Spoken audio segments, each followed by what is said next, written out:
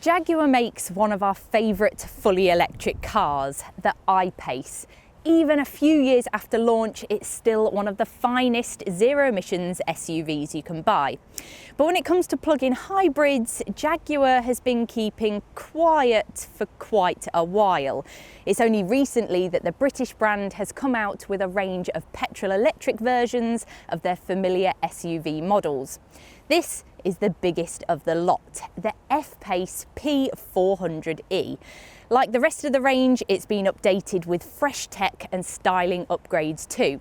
So, does the big cat have what it takes to compete?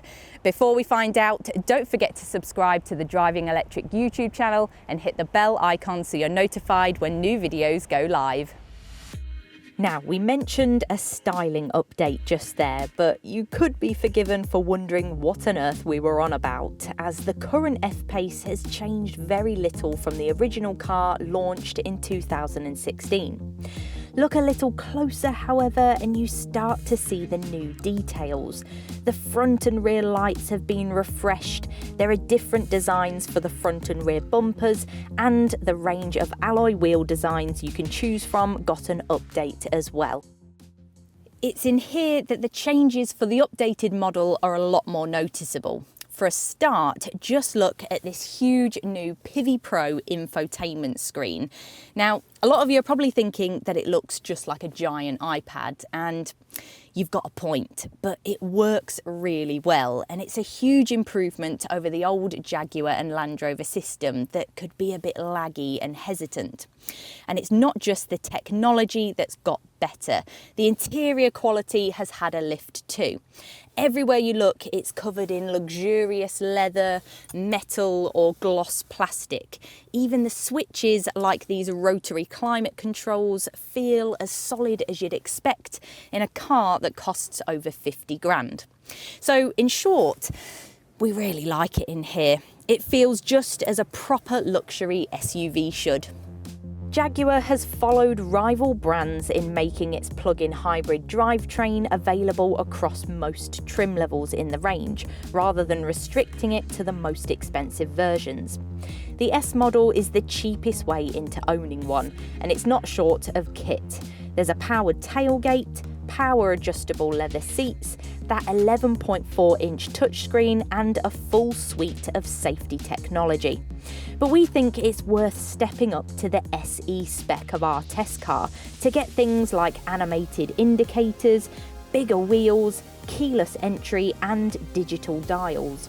You can spend more still on the HSE, which has even bigger alloys and 14-way adjustable seats. Or go for the black, which, you guessed it, adds a whole heap of gloss black styling elements inside and out. Luxurious interiors and long kit lists are often music to the ears of the typical premium SUV buyer. But these cars often have to serve as dependable family transport too, so they've got to get the practicality basics right. The Jaguar is by no means a disaster in this respect, but it's not a class leader either. For example, there's a lot more room in the BMW X3. Now, our test car has this optional panoramic sunroof, which brightens up the cabin nicely, but also reduces headroom a bit. Although, if you're mainly going to be carrying kids in the back most of the time, rather than adults, then you'll be absolutely fine.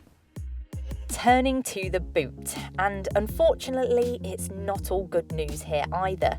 The 485-litre boot capacity isn't bad, and it's bigger than the BMW X3 Hybrid's boot, but the petrol F-Pace offers nearly 600 litres, and there's no underfloor storage in the hybrid either, because that's where the batteries live.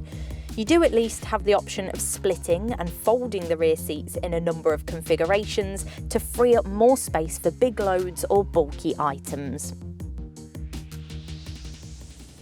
On the road, I'm pleased to report the F-Pace is still one of the more engaging SUVs to drive, even with the added weight of the plug-in hybrid system. The steering is well weighted and there's little body lean, even when you change direction quickly. It's perhaps a little stiff, which can cause it to fidget at low speeds, but The faster you go, the more it smooths out. It's a great cruiser. It's really quiet in here too, and not just in electric mode. You can switch to dynamic mode for a bit of artificial exhaust noise, but a bit pointless really. Noisy or not, this F-Pace hybrid is quick. You can do 0 to 62 miles per hour in 5.3 seconds, and you can really feel the added shove of the electric motor. But if you're just driving around normally, hybrid mode works best, letting the car switch between petrol and electric power without interruption. Compared to a Mercedes GLC hybrid, it's perhaps less inclined to switch straight back to the battery at the earliest opportunity, but the Jaguar seems to manage its energy sources pretty effectively. Unusually for a plug-in hybrid, the F-Pace offers CCS rapid charging. That's all well and good, but when you can charge from a home wall box in under 2 hours, then what's the point? We don't reckon many people will use the rapid charging function all that often. If you stay in electric mode as long as possible, Jaguar says you should be able to go without the petrol engine for up to 33 miles, though we managed closer to 25. CO2 emissions of 54 grams per kilometre, even on the biggest wheels, means the F-Pace slots into company car tax brackets of between 13 and 15%, depending on spec. Lower than the petrol or diesel models, but not the most competitive in this class. So there we have it then. Luxury, performance, low running costs, and classy looks, all wrapped up in one package. The only real downside to the F-Pace hybrid is that it can't offer the ultimate in family-friendly practicality. But it's not tiny either, so it's definitely worth checking out to see if you could live with one. Head to DrivingElectric.com for the latest electric car advice, news and reviews, and make sure to check us out on Facebook, Twitter and Instagram. Before you go, make sure you subscribe and don't forget to click the bell icon to be notified when the next video goes live.